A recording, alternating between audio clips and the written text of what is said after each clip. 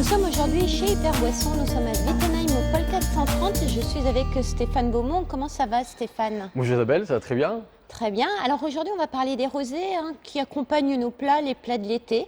Tout à fait, oui, une petite sélection des rosés pour passer de belles vacances. Alors on va commencer avec quel rosé Stéphane? Alors, première cuvée qui plaît énormément, ça va être une cuvée qui s'appelle Grec et Juju. Parfait. Donc quelque chose d'original sur un vin de Pays d'Oc. Quelque chose de rond, de fruité, très agréable à boire, qui va très bien accompagner tout ce qui va être grillade, salade. Alors, c'est pas toujours facile de choisir, Stéphane, un rosé. Quels sont les critères pour choisir un bon rosé et comment les différencier? Parce qu'il y en a souvent de très bons et c'est pas facile. Alors en fait, ça dépend déjà des goûts. Il va y avoir les rosés qu'on appelle de Pays d'Oc, donc comme celui-ci en l'occurrence. Et après, il va y avoir tout ce qui va être un peu Côte de Provence. D'accord. Donc là, sur les Côtes de Provence, Donc, il y a deux régions. vraiment principales, voilà, qui font vraiment qui se partagent le marché. Après, on va tomber sur un grand classique, Ah oui. cuvée M de Minuti, voilà, qui reste vraiment une des valeurs sûres, un beau Provence avec une belle longueur en bouche, une belle finesse.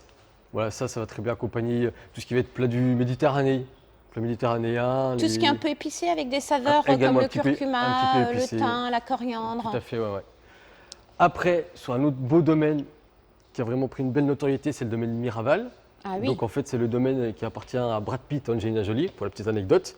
Donc là, quelque chose avec encore un peu plus de caractère. Puis il faut dire une belle bouteille qui peut se garder tout à fait, aussi oui. sur nos tables. Tout à fait.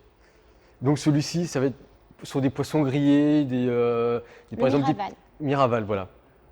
Poisson Après, grillé. Poissons grillés, petits carpaccio de poisson, des choses comme ceci.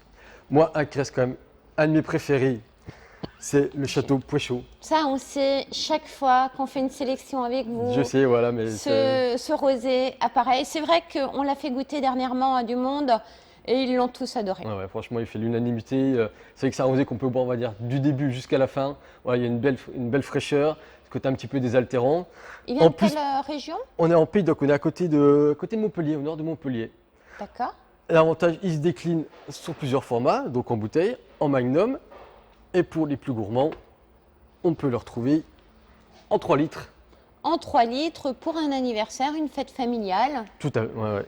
Ça permet de pouvoir en faire profiter le plus grand nombre.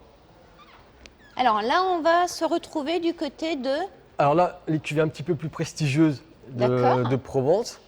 Donc là, par exemple, un qui reste pour moi un des meilleurs, voire le meilleur rosé, c'est le Château Simone, sur l'appellation Palette. Donc là, on est vraiment sur un rosé de gastronomie. Donc là, c'est plus avec des plats un petit peu plus élaborés, mais ça reste vraiment un plaisir, un très grand plaisir. Donc on peut, c'est vrai, avoir des rosés de prix, on va dire, très différents, Très différents, de qualité voilà, ouais. différente aussi.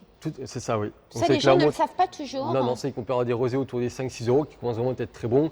Et après, voilà, il faut vraiment se faire plaisir sur Jusqu'à des cuvées, 30, une 35. trentaine d'euros sur ce genre de cuvée.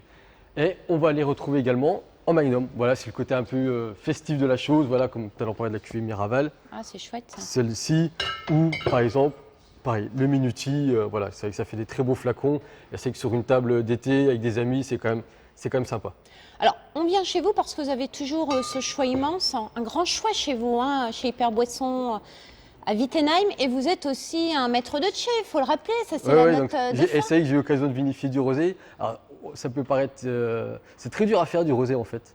On pense que c'est tout ça, mais un rosé c'est plus dur à faire que du vin blanc ou du vin rouge. Ah bon? Oui, il faut trouver le bel équilibre pour justement trouver une belle couleur, un beau côté fruité. Donc c'est assez compliqué à faire. On n'a pas l'impression, mais... Et il me semble que vous étiez justement dans le sud pour votre apprentissage du ça, ouais. vin. C'est pour ça aussi cette forte connaissance, on va dire. connaissance. C'est vrai que j'ai fait du rosé sur les appellations Saint-Chinian. Voilà, malheureusement, c'était pas en Provence, mais voilà, ça m'a permis quand même de vous maîtriser le sujet. Ouvert du lundi au samedi chez vous, Bien entendu. Du monde dès le matin. On essaye. Une référence. Alors, combien vous avez de références de bouteilles? Parce qu'ici, c'est immense. Sur les vins, on a un peu plus de 800. Sur les rhums, on a un peu plus de 200 bouteilles. Les whiskies, plus de 300. Les bières, pareil, autour des 400 références de bières. Parfait. Et n'oublions pas qu'on peut trouver aussi du soft chez vous. Des eaux en verre consigné. Voilà, tout pour avoir une table bien garnie. Parfait. On se dit bel été et puis on reviendra vous voir en septembre. Merci, bel été à tous. Merci Stéphane. Au revoir Isabelle.